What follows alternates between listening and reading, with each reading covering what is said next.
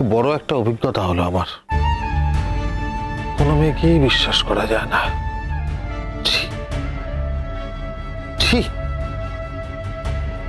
Shame on you, Sramana. তুই আমাকে বলছিলে না shame on you? আমি এটা তোমাকে ফেরত দিলাম।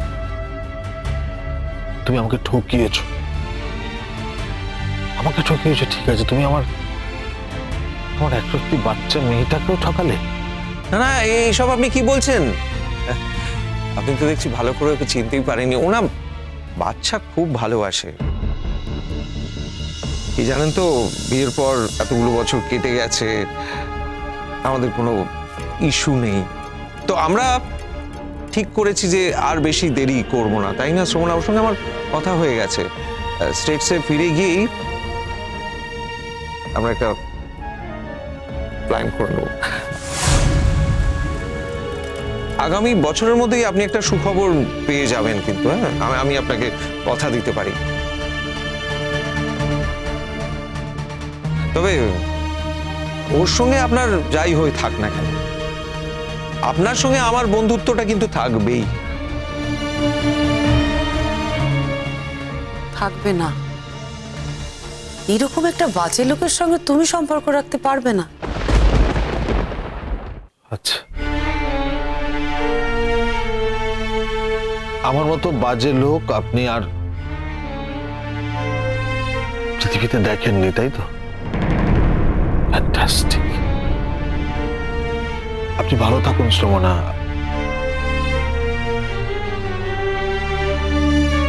ভালো থাকুন। আমার ভুল হয়েছিল যে আমি আরেকজন মহিলাকে বিশ্বাস করেছিলাম। আবারও আপনি জানেন, আমি মহিলাদের বিশ্বাস করতাম না। আমি জানি আমি আপনার সাথে অনেক দুর্ব্যবহার করেছি, শুধুমাত্র আপনি মহিলা বলি, সেটা আপনি ভালো করেই জানেন। আপনি সেখান থেকে আমাকে সরিয়ে নিয়ে এসেছিলেন। আজ আপনি আবার প্রমাণ করে দিলেন যে মেয়েরা বদলায় না, সব মেয়ে আসলে একই। Thank you. আমি এটার জন্য আপনাকে ধন্যবাদ জানাচ্ছি। আপনি আমার বিরাট উপকার করলেন। এই উপকারটা করেছেন বলে আমি আপনাকে সারা জীবন ধরে মনে রাখবো। তোর উপকার সম্ভবত আমার স্ত্রীও আমার করতে পারেনি।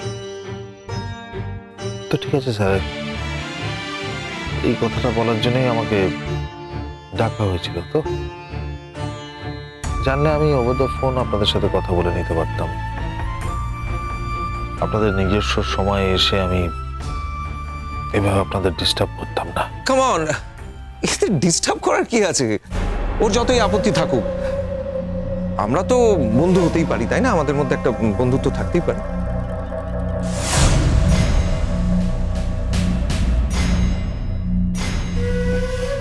সেটা সম্ভব না। কেন সম্ভব নয়? আমি কি আপনার বন্ধু হওয়ার যোগ্য নই? দেখুন, ও যাই বলে থাক না কেন, আমি তো চাই আমাদের বন্ধুত্বটা থাকুক, তাই না? আমি বেরোবো এবার। এক মিনিট, বেরোবো বললেই তো বেরোনো যায় না। আমি আপনাকে ইনভাইট করেছি, চা খাওয়াবো বলেছি। আমরা কফি শপে যেতেই পারতাম। কফি শপে গেলে বোধহয় ততটা ভালো হতো না, তাই না? কফি শপে গেলে সোমনা আপনার সম্মান রাখতে পারতো না। এই কথাগুলোই বলতো, এরকম ভাবে বলতো। বুঝতেই পারছেন, পাবলিক প্লেস তো, অনেকগুলো লোকজনের সামনে বলতো। তাতে তো মুশকিল হতো না আপনার ব্যবসার ক্ষতি হয়ে যেত। আপনাকেও তো বাজারে করে খেতে হয়। আপনার তো ব্যবসা, যদিও আমি শুনেছি স্টার্ট অফ। চিন্তা করবেন না, মানুষ তো ছোট থেকেই একদিন না একদিন বড় হয়। আপনিও একদিন বড় হবেন। তবে ওখানে গেলে আপনার ইমেজ নিয়ে টানাটানি পড়ে যেত। সেটা আপনার পক্ষে সত্যি ভালো হতো না, ক্ষতিকর হতো। সেই জন্য এটাই ভালো হয়েছে, এখানেই চাটা খেয়ে যান। শ্রমণা, তুমি ওনার সঙ্গে একটু কথা বলো। দেখুন, আর বিটারনেস রাখবে না শ্রমণা, এরকম করো না, তোমাদের মধ্যে বিটারনেস রেখো না। দেখছো তো বোঝাপড়া হয়েই গেছে। আমি চাটা বলে আসি। বলে এক্সকিউজ মি।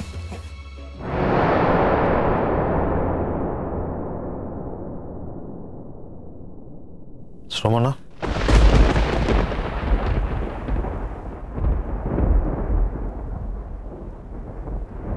তুমি আমার সাথে এটা করতে পারলে? তুমি এভাবে ঠকালে আমায়। চাঁদে হাত দেওয়ার সময় মনে ছিল না? শ্রমণা, ইয়েস,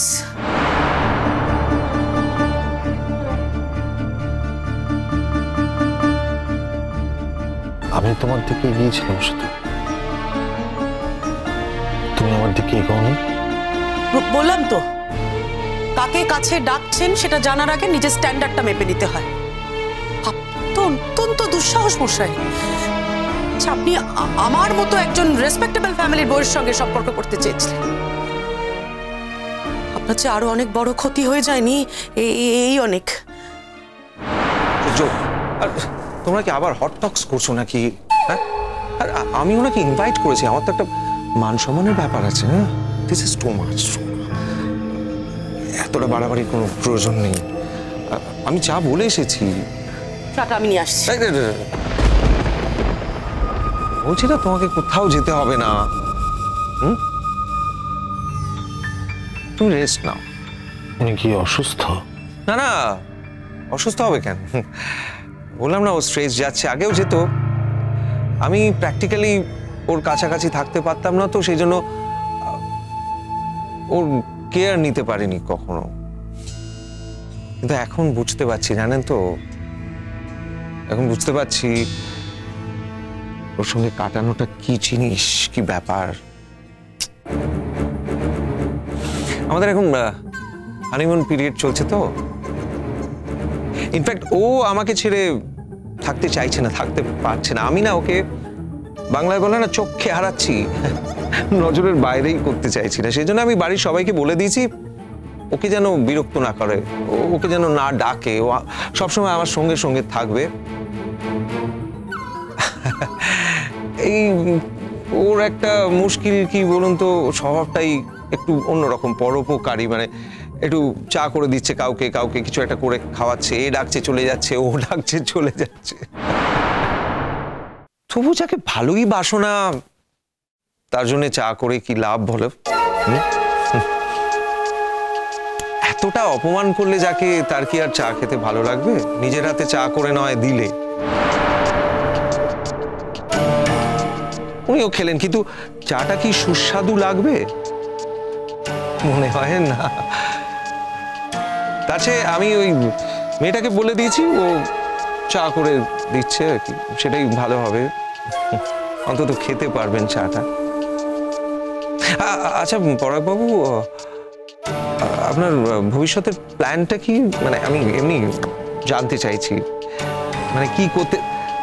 ও, আপনার তো একটা ছোট বাচ্চা আছে না? হ্যাঁ আছে তো। আমি না আপনাকে একটা ছোট্ট সাজেশন দিতে চাই, জাস্ট সাজেশন। এইভাবে বিবাহিত মেয়েদের পেছনে না ছুটে না, বাড়ির লোকেদের বলুন আপনার জন্য একজন মেয়ে দেখে দিতে। না, তার সঙ্গে জীবনটা কাটাবেন, আর অন্যদিক থেকে সুবিধাও হবে। যিনি আসবেন আপনার জীবনে, আপনার বাচ্চা টেক কেয়ার করতে পারবেন, তাই না? এনাফ। বললাম যে শ্রমণ আমার অনেক বড় উপকার করেছে।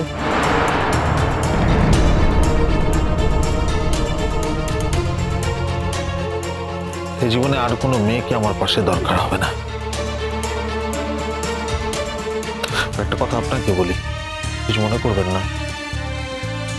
এখানে দাঁড়িয়ে চা খাওয়ার মতো মানসিকতা আমার নেই। কেন, কি হয়েছে?